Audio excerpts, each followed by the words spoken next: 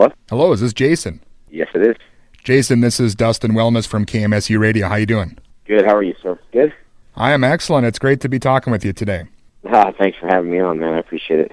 Well, I'll introduce you to my co-host, Ton. Hey there, how you doing? Okay. Good. How are you, buddy? I am great. Glad to have you on the line. If you're ready to go, we'll get started. All right. Sounds good. Well, talk to us. You've got a new show, My Morphing Life, on Con TV. Yep. Talk to us about that. Well, we started last year, kind of like a YouTube, a little reality show. I wanted to come up with more of I don't like the reality shows that they're screaming and yelling, and it's really about nothing for like a whole hour, although people watch that stuff, like my wife. But I wanted to come up with a reality show that was kind of like content-driven, too, that was like covering our everyday life. Is like, we skydive, base jump, we karate fight, my wife's Thai fighter, so I thought it'd be great last year is just to pick out, not for the show, but okay, well, we're fighting here. My wife's fighting in February, and I'm skydiving doing the world record. So we just sent like a little camera crew to each of the places that we went to. And it just happened to be that we didn't really focus on, all right, well, we're going to try to make this look good on TV or whatever. I just kind of want to share my life with the fans, kind of like what I do on an everyday basis.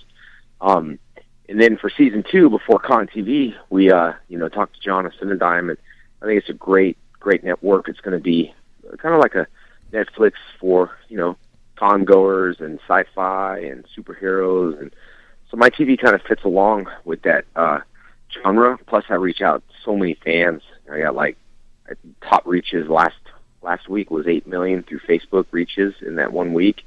And so we filmed season 2, and we have Puerto Rico Comic-Con, took some people skydiving. We had a haunted plantation episode that Grant Wilson, my friend, was in. And then I went to the base jumping, and then ended up breaking my foot.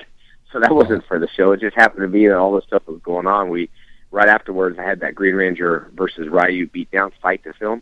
Yeah. And, I had to film that with a broken foot. Actually, I didn't tell anyone, but today I'm leaving for the Los Angeles today. I'm in Houston, Texas, and we're filming the Green Ranger Ryu because the votes came in. So I don't know who's going to win or who's going to lose or what, but I got to do a pickup shot.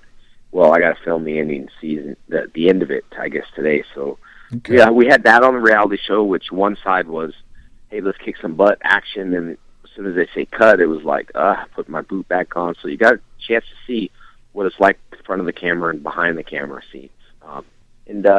So that's kind of what I did. And same thing with season 3 that we're just, I'm doing it anyway, producing it anyway, one way or another. But filmed that in New Orleans last weekend, and with my friend Johnny Young Bosch, who's the Black Ranger, and we got into, eating bugs and wrestling some alligators, and we just happened to have the camera crew by us, so it was fun.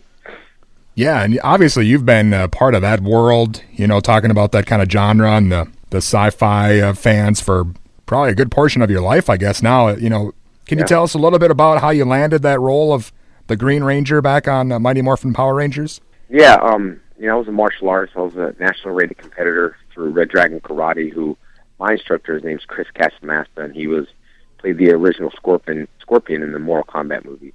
And so we were kind of, at that time, kind of like a Hollywood school, but we were like tough. We would win competitions everywhere. And we were just really well trained, because it took us about 7 years to reach black belt. Just like now, it takes about the same.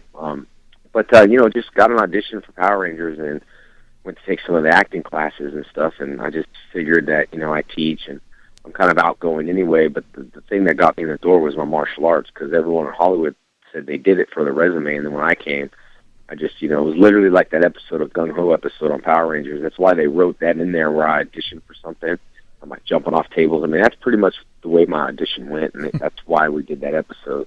And then I got a call back and, helped 10 girls in the hallway trying to get the next role, and spent my time with Twee in the hallway trying to get her to do a karate routine, and she was hired as well. We were hired on the same day. Yeah, so can you explain kind of the filming process of that? Because I know some of that was existing, Japanese footage. Did you guys actually film a lot of the martial arts stuff as well, or how did that work? Well, what we did is we decided to, they did. They decided for us to fight out of costume too. so we can intercut with the Japanese footage. We had Japanese footage, then we had to come up with a storyline. I tell people it's kind of like, if you already have Superman, then we got to come up with the Clark Kent material of the show. And that's kind of what we did. But to see the Green Ranger was so popular, I was hired for 10 episodes. So when I left the show to move on to Cybertron, which was called VR Troopers, and other shows I was selling for them, all the kids wanted me to come back, so we had to add footage. So I was actually the only one to be in the helmet head fighting. And that's going to happen tonight too. But I was the only one in the helmet head fighting as far as like the Green Ranger, because everyone else had Japanese footage, but the Green Ranger didn't. So that was kind of the process. We just had to piece it together, and when we say it's morphin time, take Japanese footage, intercut it, like most movies. But at that time, I don't think a lot of kids understood the way it went. And even to this day, there's a lot of people that hey, how did it feel doing this and that? That show was an old show when we got it, and we're intercutting footage just like we intercut footage today. Yeah. There's a lot of American things we have to cut because it doesn't make sense, but we have to add American stuff to intercut it with the Japanese footage. Now, that show obviously had huge success, and there's still people that talk about it today. Did you at all get a feeling for that right away when you were making it in the moment? Did you think it was going to be as successful as it was? I'm pretty good when it comes to like business, but I'm also pretty good about coming with a vibe. And see, when I was hired, I was a martial arts instructor for kids worldwide. I worked with kids since I was 12, so I was still a kid myself, but I loved martial arts, and I thought, man, this is really going to be a big hit because you got the colors that people recognize with. You got, Wizard of Oz type of feeling with Zordon. You have karate-ish feeling with the, karate action ninja movies with the karate, and then you have like, 6 ordinary kids or, 5 when it started, each dealing with the personality, dealing with different personalities. You got David, who was the smart one, and you got Walter, who was hip-hop, and then you got me, that was a loner, and then you got Amy, the Valley girl, that had I was a girlfriend, and then you have Twee. So everyone had a different, kids could relate to that. But I never thought like of the future because I'm kind of a guy for the action of today. I feel like we got to put in today so we can have a future. And if we focus on our future, we'll never get there because we're not focused on today, what it's going to take to get there. Sure. So I feel at that time I was hired to do a job, and every day I woke up and I was like, man, I'm going to do the best time I could. When we had to sit on, when we sat on the sidelines and was like waiting for the show to renew, like, well, did we get picked up? Yeah, we got picked up. But in the meantime, I owned karate schools, and it really didn't matter. I felt that the show ended, man. I had a great time filming it, and love to do something else again. But that's kind of the way it went down. And even now, I started an online social media class. That's what I've been working on, is trainmejdf.com, where I could reach people from around the world to train. It's like the first training online course. And the only reason this started is about a year ago, I had a kid who wanted to do Skype lessons, about 2 years ago. Wanted to do Skype. I was like, I don't really know about Skype. It's kind of weird, it's about 2.5 years ago, like picking up the phone and looking at someone or through the computer. So I taught him, and he did really good. Like, it was 2 or 3 lessons, and he didn't look too excited, but his mom said that that's what he looked forward to, like, every single day. And this kid dealt with the depression problem. And, he's no longer with us no more due to that. But I was thinking, man, I could really reach out to so many people as life coaches, not just as a karate instructor. And reaching out to those kids is important to me. And at that time, when I was 19, 20, I owned a karate school. So I was already like a superhero to all my students. Like, hey, Jason, I'd go to tournaments and win. So that was just more on a broader scale. And working with kids, I think that's my passion that I've always had. I can really relate to the kids. And even though they're growing up now, they're still kids at cons. They're 20, 25, sure. That goes back to 5. And I just relate to them, and I keep them all in my head, even though I'm 41. Sometimes fans come up and they look older than me, and they're like, man, I used to watch you when I was little, and people are like, huh? But I treat everyone like back in the days, and that's why my PG-13, I keep everything on my Instagram. I just, I'm a role model, and I think it's kept me, being a role model for so many years. I've all been there, done the stuff what everyone else has done, but I didn't do it for a long, the drinking, I don't do that no more, and I don't. I just choose to be the superhero. Sure. And so it's an accountability partner for my fans, and for me, it's to lean on each other to, try to become what we want to become of what our gift is. For example, I don't know much about y'all, or, I just take the calls and treat every interview as equal.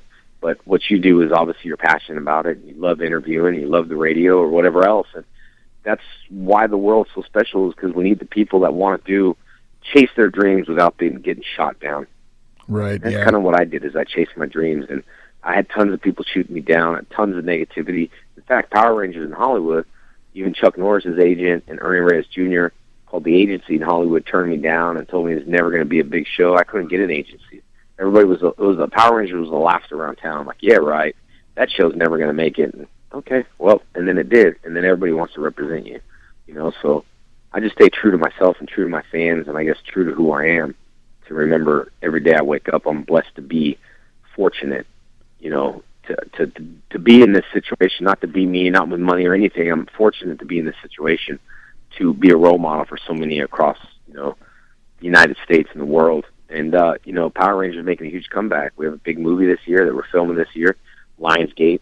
It's going to be millions and millions and millions of dollar budget. I never thought they would re-envision or reboot the movie. I'm going to be involved somehow, but I never thought, wow, we're going to see, different Rangers playing in a huge movie that we wanted, that we did, $80 million movie back in the days, all over again. Yeah. So I was there for the brand before this reboot and anything was ever mentioned. And that's why, everybody's coming out of the woodworks now, Hey, I was this guy, I was that guy. It's like, well, I kind of been there when the franchise was falling down, and I went back to Dino Thunder to help them come back. Sure. Ratings. So I've been there, and I stay true to the brand, and I guess true to my fans. So you're talking a lot about the passion for the business and what you're doing specifically. Now, you also talked about having the legitimate martial arts background. Talk to us now about this MMA career and doing that. Is that part of the sort of evolution of what's going on? Well, yeah, I always trained in just full contact as a kid. Once I was on Power Rangers, we were contracted not to do a lot of stuff. I continued training, continued owning schools, and I love fighting. I mean, I just love it. I read an article of Forrest Griffin in the UFC magazine, and he said, what do you like? How did you get started? And tell me why you like UFC fighting. He said, I just love punching people in the face for fun, and all for being a good sportsmanship, and doing it for fun and for a living. And I was like, wow, I like fighting too. So I always fought. I always had tons of amateur fights around the United States and sparring and a national rated competitors. So I decided to do MMA when, again, everyone doubted me. And so, I walked at 200. I was bigger at that time, 215 or whatever. And I just didn't want to lose weight, and I didn't want to fight a smaller guys. I didn't want to deal with weight loss and all that. So I just said I'll fight at my current weight, which was over 207, which was super heavyweight. And I just did it for fun, and went in there and learned a little bit about the business. And it's nasty, like everything else is. You have your own politics, and created a great, huge fan base. Fought 7 times. And then the CM Punk thing came up, where he's in the UFC now with no experience, and I've been calling him out for the last year and a half just for all good fun. He's never responded back to me. Dana White and everyone in the UFC. It would be a huge fight, and I'd be the only really great opponent for him. I got a good record. I don't have hundreds of fights. I don't have 40 fights, 20 fights. I mean, if he signed up in the UFC, then he's pretty much coming in there with a bullet on his back and a bullseye on his forehead. So he can't expect not to be. Everyone's, don't pick on him. I'm not picking on him. I just want to fight the guy. Sure. And I know him, and he denies that he knows me, and that's fine. Maybe you're just scared, or maybe something else is going on. But he don't want to fight for 8 to 9 months, and I'm still in there. I'm not out by no means. It makes sense on a financial level for all the businessmen. So no matter how much he denies it, I'm still tracking for him, and all the businessmen are going to be on my side. So it's going to come down to him if this is what he wants to do. And if I get that UFC fight, it's going to be a one-time thing. Unless the fight's so good, we're going to do a rematch. I'm not there to look for the UFC champion title. I respect everyone in the UFC. I'm just there to kick CM Punk's butt, and then I'll just go on with what else I'm doing, So, and I like the guy. I mean, he knows me, and that's now I'm getting aggravated because he's saying he don't know me, and he don't know who I am. He's never heard of the fight. Come on, it's got millions. It's one of the Fox most highest rating interviews that they've ever done with any UFC fighter before. Was the UFC fight between me and CM Punk, and it's got millions and millions and millions of hits and millions of views. So, I disagree when he says he don't know me. We have pictures together, man. We've worked together on 2-3 shows, so that's all. So we'll see what happens with that. But in the meantime, I continue training. My wife trains, and we're competing skydiving in the nationals this year with our skydiving team, and a lot of different stuff that we just want to do. I want to do it for fun. I hate when the controversy and all the hatred comes out in every sport and every job we have, but that's just life. That's just the way it's going to be. Sure. Well, and I know that for your career anyway, I don't think you've had any losses. They've all mostly been first round knockouts. So do you feel like when you enter, the octagon or when you're fighting MMA that some of these fighters might think, oh, well, that's that guy from that kid show. This will be a walk in the park, and then they're tapping out 50 seconds later? Yeah, they always do, man. Every camp I have, and that's why in the magazine I'm like, look, man, like no one can vouch for CM Punk's credibility. Like no one's fought him. I have everybody here, like in the UFC, like Derek the Beast. You can Google him. He's like Derek Lewis the Beast. He's one of my training partners, man. Like I throw down with that guy. I got nothing but mad respect. He'll say, yeah, Jason can fight, man. He's a good guy. He's a big heavyweight. He's going to be the next UFC champion. Melvin Gillard, who was in the UFC, sparred him. Mike Bonzulis, all these guys are in the UFC now. All the guys I train with are now in the UFC, so I have credibility with that. But trust me, every time I go into their camp or their sparring camp, I would get a target on my head, and I would just downplay it, and I'd go in there and get respect. It took me years to get respect, to years of training, not sparring, years of fighting people who'd be like, all right, we done now? Or we go, oh, yeah, no, it's cool, man. Wow, he's got my respect. Fighters used to talk stuff all the time, so I opened my gym 1 o'clock anytime you want. Wednesday at 1 o'clock, you come in there, bring your sparring equipment, sign a waiver, and just not talk stuff no more.